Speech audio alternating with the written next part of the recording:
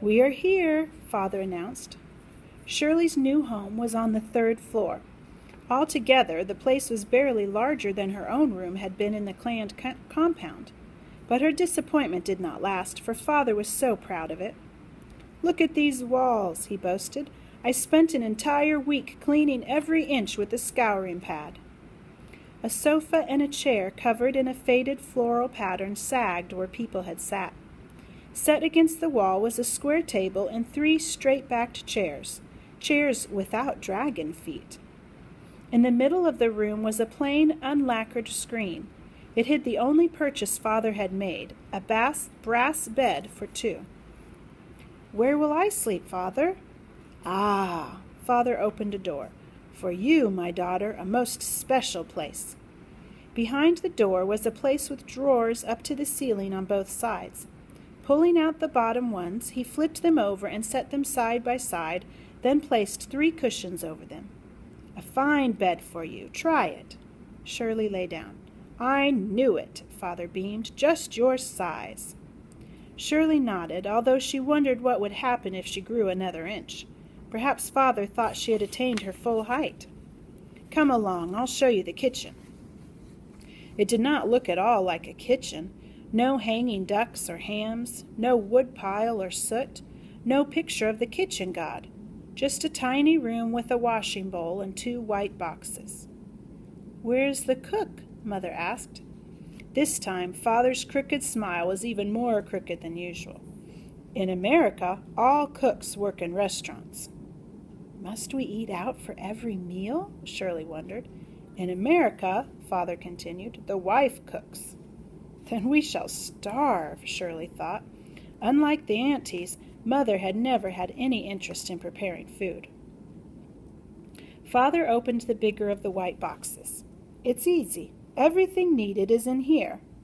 Eggs hung in the door. Bottles with colored fluids stood on a shelf.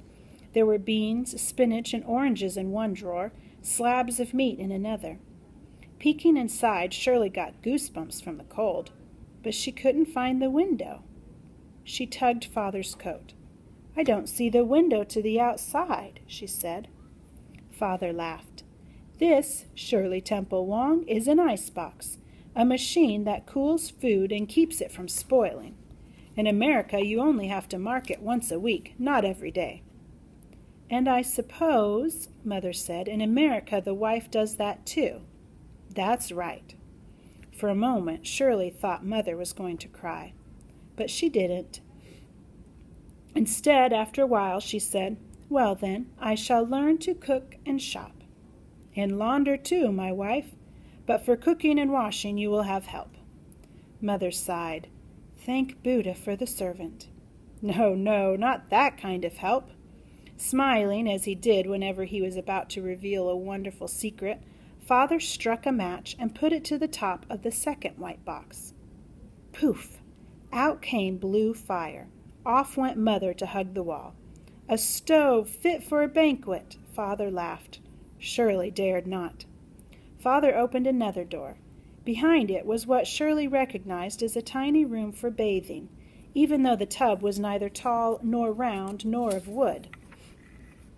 It was white, and inside it stood a large metallic can. Father took out a hose and attached it to the nozzle at one end of the tub, and then, twisting a knob, called forth water that filled the metal can to overflowing. "Watch carefully," he said, looking up with that smile again. Mother stepped backward, but Shirley, anxious to prove her mettle, leaned forward an inch. "Are you watching?"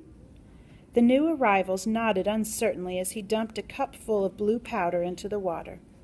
Then, with a flourish, he plugged the attached wire into the wall. Chug, chug, chug! The metal can bounced, banging against the walls of the tub like a squat madman foaming at the mouth. The sight sent Mother out of the room.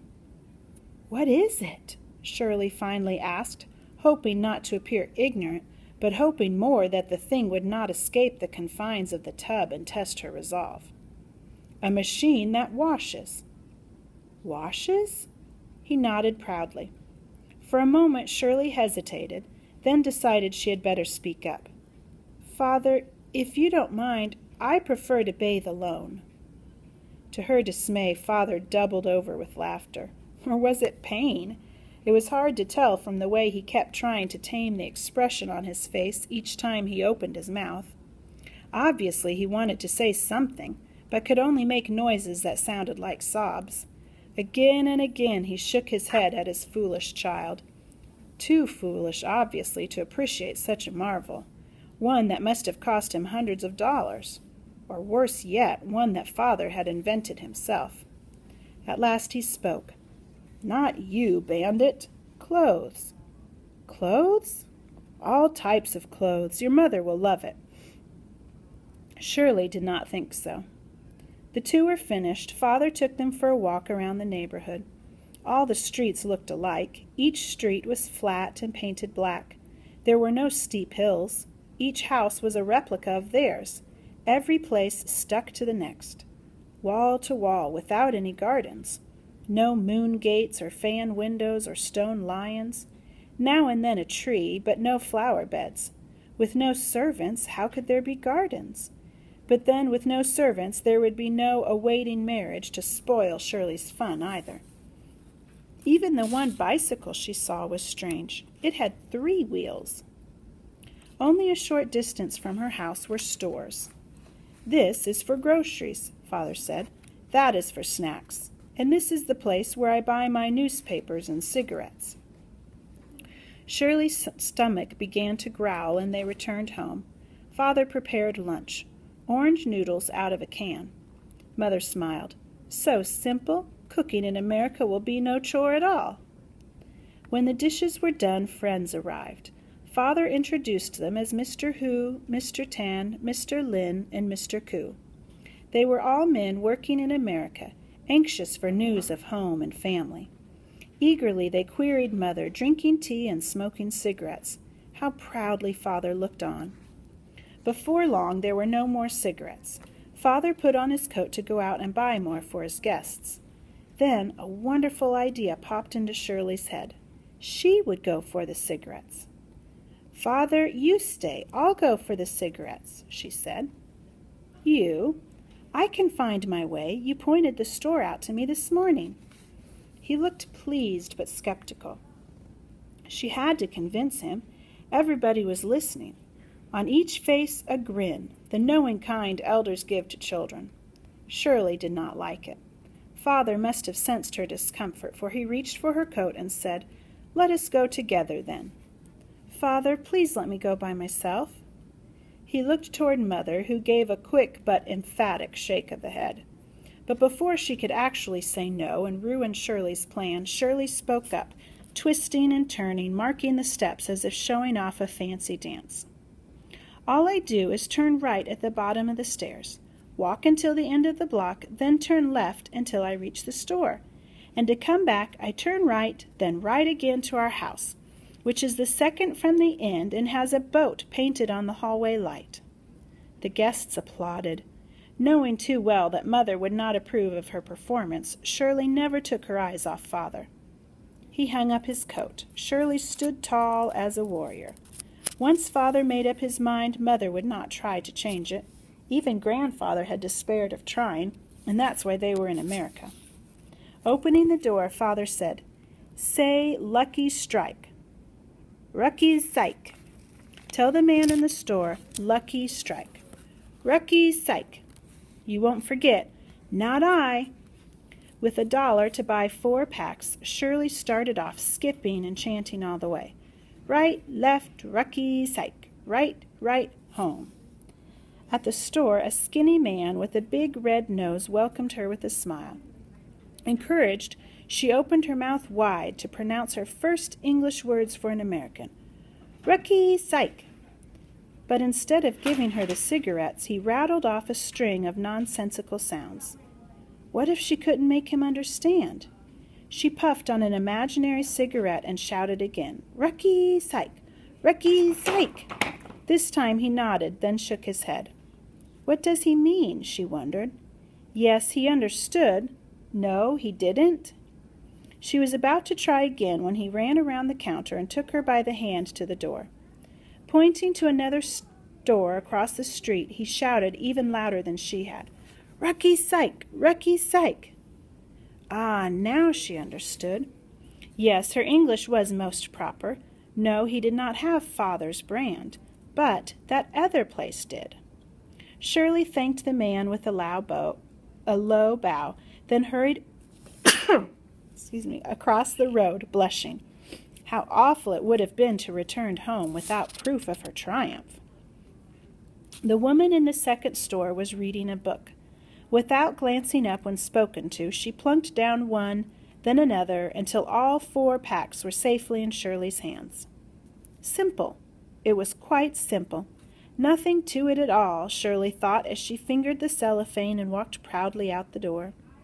Turning right, she could almost see Father smiling at his amazing daughter as he passed cigarettes to the men who shouted and clapped. Turning right again, she imagined Mother, teary with pride, reaching for a handkerchief. Congratulations, Shirley Temple Wong, congratulations. At the steps of the house second from the corner, she stopped to straighten her coat and smooth her hair. In her moment of triumph, she must look her best. Holding the cigarettes with both hands like an offering to the gods, she marched up to the front door. Something made her look through the glass beside the wooden frame. There was the hall light, but where was the painted boat? She hurried to the street to see if indeed it was the second house from the corner. It was. Perhaps in her glory she had not walked far enough. She ran to the next street to another second house. Again a hall light, but it was painted with a rose. She rushed across the street to the house facing. No light at all, just a lamp on a table. Quickly Shirley retraced her steps. Her heart raced even faster than the patter of her shoes on the sidewalk. Now right, now left, but the store had disappeared. There was just another house like all the others.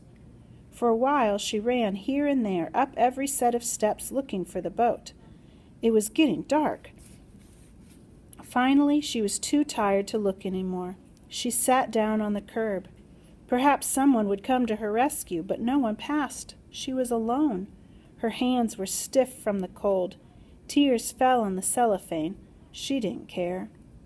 What had gone wrong? She asked herself. The directions were clear. Right, left, store.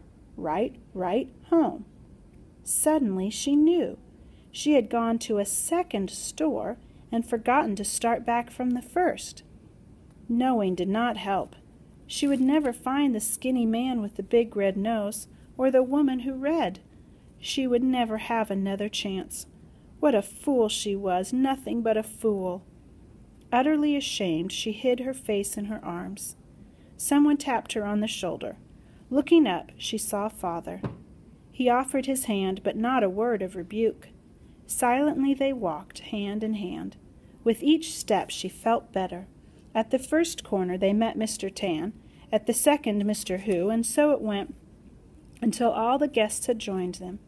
Not a one was unkind enough to mention why he was out roaming the streets. As they passed a cigarette store, Father began to sing. It was a marching song, one soldiers sang when they returned victorious from battle. Everyone joined in. Later, Shirley wrote a letter to fourth cousin and boasted of how she had triumphed on her very first day in Brooklyn. Naturally, she did not mention the little mishap. Why worry the clan unnecessarily? She would never be lost again.